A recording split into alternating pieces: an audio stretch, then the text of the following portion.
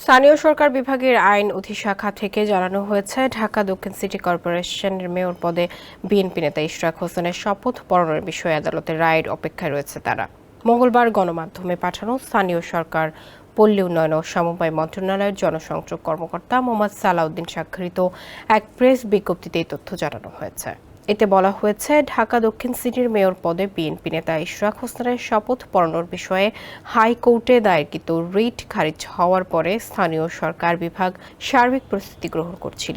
এই অবস্থায় গত 25 মে মেয়র হিসেবে শপথ নিতে হাইকোর্টে ইশরাক হোসেন নিজে তার আইনজীবীর মাধ্যমে একটি রিট পিটিশন দাখিল করেন। এছাড়াও 26 মে একজন নাগরিকের পক্ষে হাইকোর্ট বিভাগের 22 মে তারিখের রিটটি খারিজের আদেশের বিরুদ্ধে আপিল বিভাগে লিভ টু আপিল দাখিল করা হয়েছে। এখন যে কোনো ব্র্যান্ডের পুরাতন এসি বদলে নতুন ওয়ালটন এসিতে উপভোগ করুন 25% ছাড়। এর ফলে সর্বোচ্চ আদালতে এটি একটি বিচারাধীন বিষয়ে পরিণত হয়েছে। বর্তমানে তাই স্থানীয় সরকার বিভাগ ইশরাক হোসেনের শপথ পাঠের ক্ষেত্রে আদালতের রায়ের অপেক্ষায় রয়েছে।